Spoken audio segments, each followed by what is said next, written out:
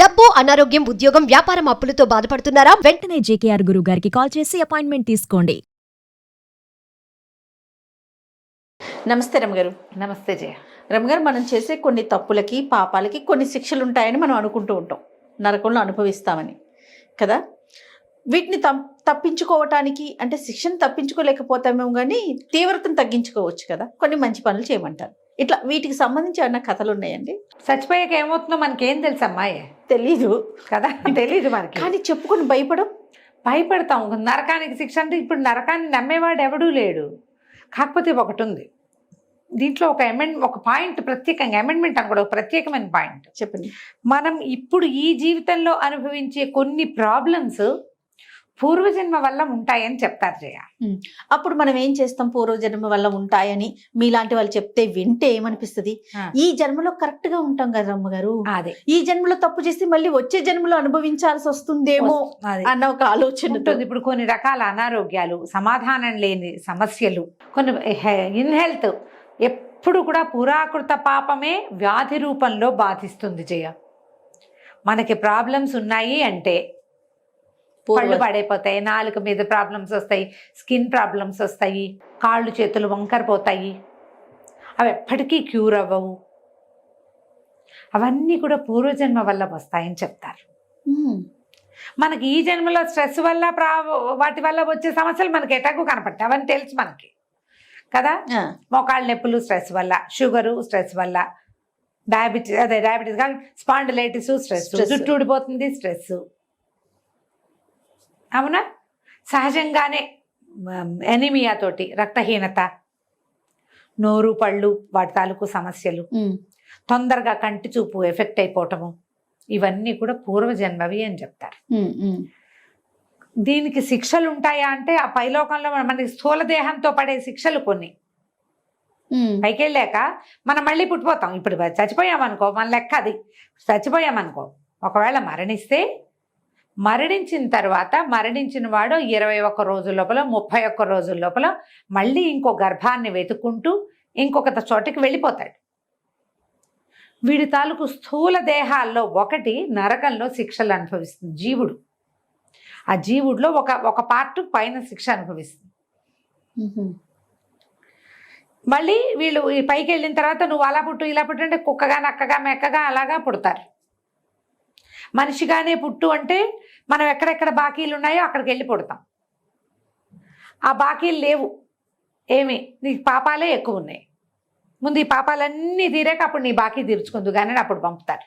ఈ లోపల ఈ కుక్కగానో నక్కగానో పిల్లి ఎలక చీమ చిన్న చిన్న జీవితాలు. చీమగా పుడుతుంది, చీమించి బతికెంత, అంతే. పేనుగా పుడతారు, దాని బతికెంత. ఎవరికి ద్రోహం చేసామో వాళ్ళ చేతికి దొరికి చంపబడతాం.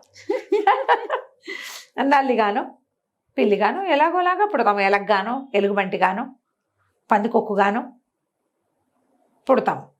మనిషిగా పుట్టామనుకో, మనం ఎవరికి ద్రోహం చేశాము, ఎవరికి బాకీలు పడ్డాము అక్కడికి వెళ్తాం. వాళ్ళు మనకి బాకీ అయినా అక్కడే పుడతాం, మనమే వాళ్ళకి బాకీ అయినా అక్కడే పుడతాం. స్థూల దేహానికి పడవలసిన శిక్షలు పడుతూ ఉంటాయి. వాళ్ళంత కాంప్లికేటెడ్గా ఉంది కదా. చాలా ఉంది రమ్మగారు. పూర్వం స్కాంద పురాణంలో ఒక కథ ఉంది దీని మీద. చిత్రకేతు అనే మహారాజు ఒక మహర్షిని కలుసుకున్నాడు.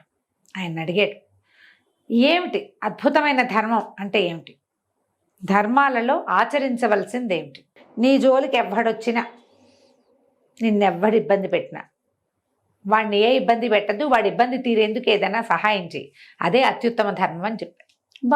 దానికి ఒక కథ చెప్పారు. పూర్వం శివశర్మ అనే ఒక బ్రాహ్మణుడు ఉండేవాడు.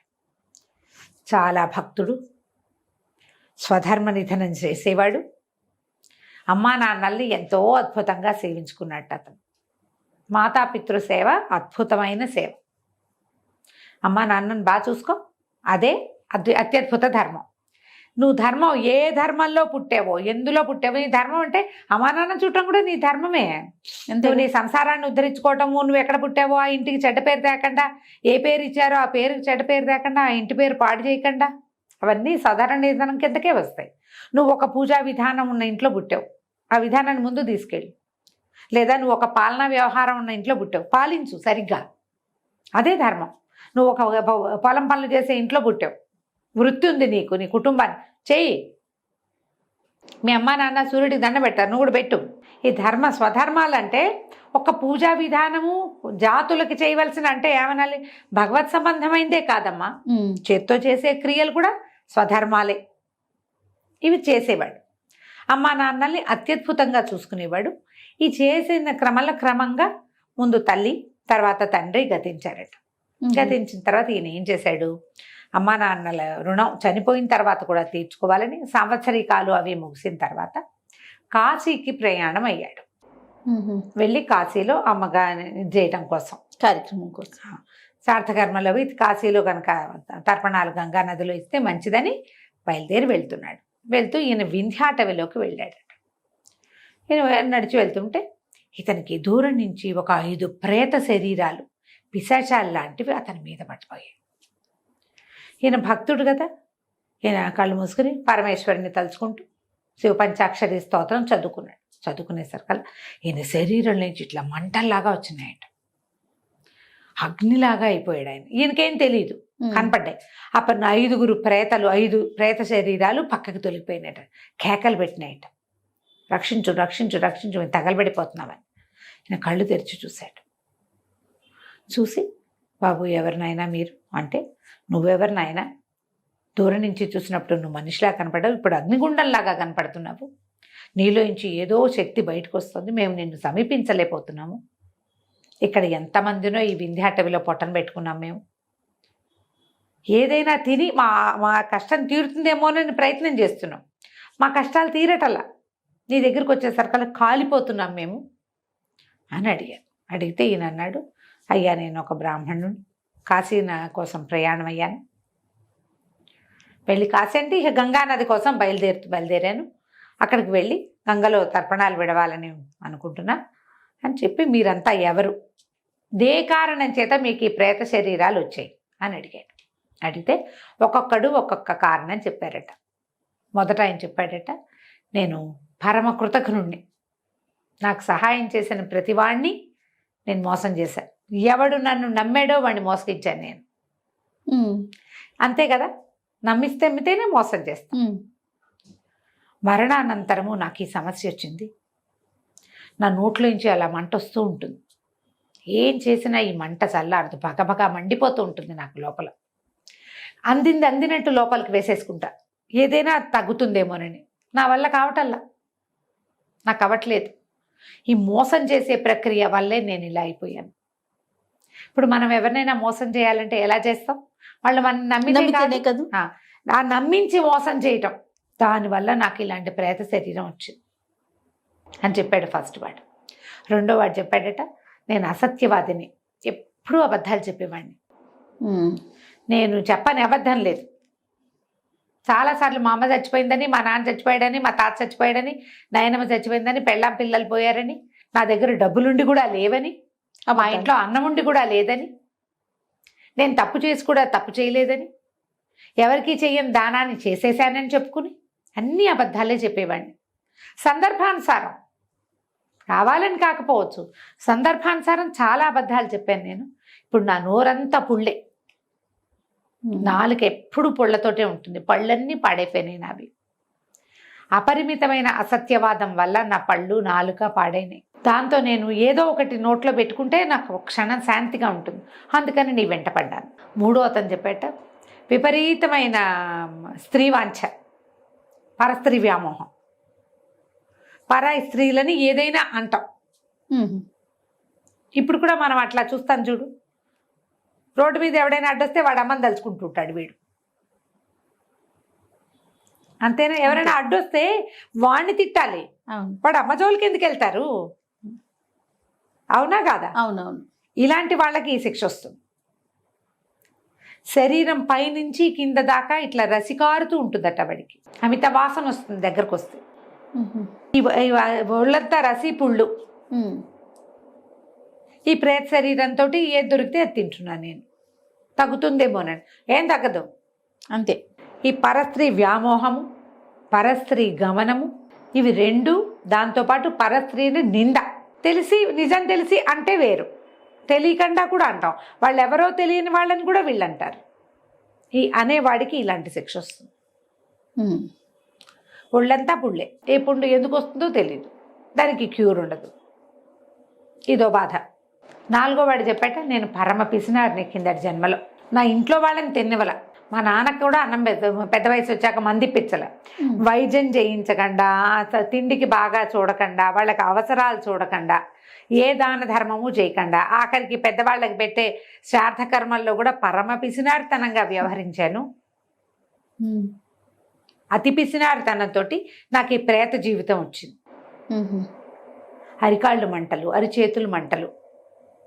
నేను ఏ గుడికి గుడిలోకి వెళ్తే రూపాయి వేయాలి, ఏదో ఒక పావలా ఖర్చు పెట్టాలా, దేవాలయానికి వెళ్ళాల పిసినారితనంతో. ఏ తీర్థయాత్ర చేయాల పిసినారితనంతో. అరిచేతులు ఎవరికి ఏమి ఇవ్వకపోవటం వల్ల అరిచేతులు మంట, ఏ తీర్థయాత్ర గమనము చేయకపోవడం వల్ల అరికాళ్ళు మంట. అరిచేతుల నుంచి అరికాళ్ళ నుంచి మంటలు వస్తూ ఉంటాయి. ఈ మంటలతోటి నాకు ఎవరైనా వస్తే, ఏదైనా ముట్టుకుంటే హాయిగా ఉంటుందేమని నేను ఇట్లా నివ్వబట్టి ఎవడ కనపడ్డా వాడి మీద పడి ముట్టుకుంటా, నాకేమీ అవ్వదు. ఇదో బాధ.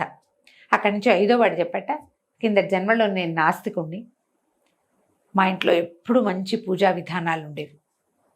నేను ఎప్పుడు ప్రతి పూజని విమర్శించేవాడిని. నాస్తికవాదంతో ఇలా ప్రేత శరీరం వచ్చింది నాకు. భగవంతుడిని నమ్మేవాడిని కాదు. వాన మేఘం వల్ల వస్తుంది, మేఘాలు సూర్యుడి వల్ల వస్తాయి, ఇలాగే చెప్పేవాడిని. ఇది కాకుండా ఇంకేదో అదృశ్య శక్తి ఉందని నేను నమ్మలా, ఒప్పుకోలా. ఎవరైనా దేవాలయంలోకి వెళ్తే వాళ్ళని ఎక్కిరిచ్చి అపహాస్యం చేసేవాడిని. కూర్చోలేను నేను ఇప్పుడు, కింద కూర్చోలేరు, ఎక్కడ ఇట్లా కూర్చోలేను, నిలబడే ఉండాలి. ఎక్కువసేపు నుంచున్నా కాళ్ళ నొప్పులు వస్తాయి నాకు. ఇలాంటి ప్రాబ్లమ్స్ ఉన్న వాళ్ళని ఎంతమందిని చూస్తాను చేయమా. వీటన్నిటికీ ముందు ఈ నాస్తికవాదంతో కూడా, పోనీ నాస్తికవాదం నువ్వు ఉంచుకో, ఎవడో గుళ్ళోకి వెళ్తుంటే నువ్వు వాడిని అంటావు ఎందుకు?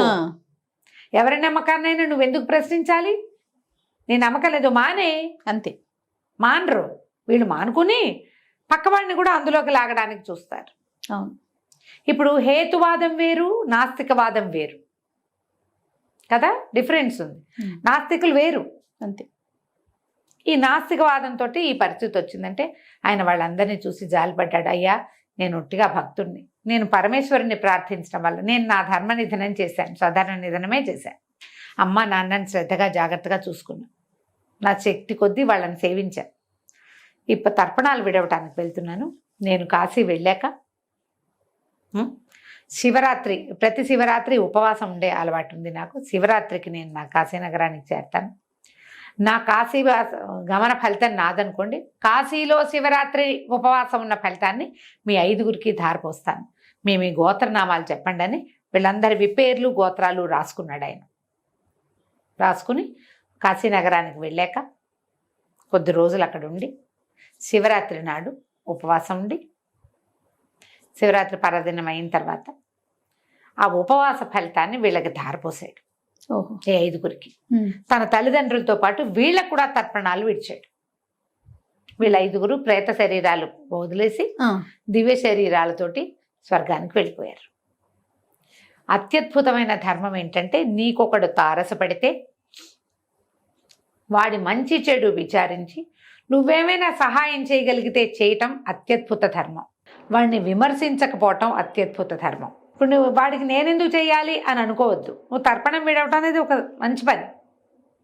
అందుకని ఈ కాశీ కానీ బద్రీనాథ్లో అక్కడ ఇవి మన పిండ ప్రదానం చేస్తారు, తర్పణాలు విడుస్తారు కదా, వాళ్ళు చెప్తారట, మీ చుట్టాలు పక్కాలు చుట్టుపక్కల వాళ్ళు మీ ఇంట్లో ఉన్న పెంపుడు జంతువులతో సహా పేర్లు తలుచుకోండి అని చెప్తారు. మన ఇంట్లో ఏవో కుక్కలు కూడా ఉంటాయి, పెరుగుతాయి, పోతాయి, వాటి పేరు వాటిని ఒకసారి జ్ఞాపకం చేసుకుని తర్పణం విడవండి. వాటి అన్నిటికీ కూడా మోక్షం వస్తుందట. ఆవులు, ఎడ్లు, మన దగ్గర ఉన్నవి గేదెలు, మన వాకిట్లో చచ్చిపోయిన పిల్లి మొహందేదో పిల్లి ఉంటాయి కదా, అట్లా మన చుట్టాలు పక్కాలు చుట్టుపక్కల వాళ్ళు స్నేహితులు అందరి పేర్లు గోత్రనామాలు చెప్పగలిగిన వాళ్ళందరివి చెప్పటం. మన వాళ్ళే అనుకో, మన అమ్మమ్మ, మన తాతయ్య, మన మావయ్య, వీళ్ళందరివి గోత్రాలు అవి మనకు తెలుసు. ఆ తెలియని వాళ్ళను కూడా తలుచుకుని గంగానదిలో ఇది చేయటం.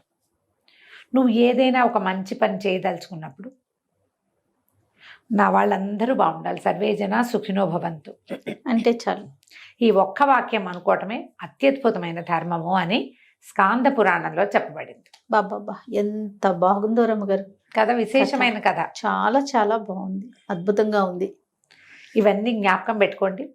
ఇలాంటి మనం పనులు- మన జీవితంలో ఈ నడిచేటప్పుడు ఏవో కొన్ని పొరపాట్లు, కొన్ని తప్పులు, కొన్ని అనుకోనివి జరుగుతూ ఉంటాయి. కొన్ని అప్పుడప్పుడు కావాలని చేస్తాం కూడా. ఉమ్, ఉమ్. ఆ తప్పనిసరి పరిస్థితి ఏదో తప్పనిసరి పరిస్థితి అయ్యి నువ్వు ఏ తప్పు చేసినా ఎక్స్క్యూజ్ లభిస్తుంది, చిన్న శిక్షతో పోతుంది. కావాలని చేసావో అనుభవించాలి మోసుకోవాలి సర్ది మూట. అంతే. అందుకని మన వల్ల ఏదైనా పొరపాటు అయితే దేవుడికి దండం పెట్టుకోవటం, ఎవరికైనా భోజనం పెట్టడం, ఓ ఆవు కాస్త గడ్డేయటం, ఒక కుక్కకు ఓ రొట్టె కొని పెట్టడం, ఓ పిట్టకి 4 గింజలు పడేయటం, కనీసం అదైనా చేస్తే వీటిల నుంచి బయటపడతాం. తప్పకుండా. కొంత అంతా కాదు, సూక్ష్మంలో మోక్షం. మోక్షం కొంతైనా మనం బయటపడతాము. కాబట్టి ఇలా ఆలోచించండి. మానవతా ధర్మం ఉండాలి ప్రతి వాళ్ళకి కూడా. తప్పకుండా అండి. నమస్తే. నమస్తే చెయ్యి. సుమన్ టీవీలో మీ పర్సనల్ అండ్ బిజినెస్ ప్రమోషన్స్ కోసం కింది నెంబర్కి కాంటాక్ట్ చేయండి.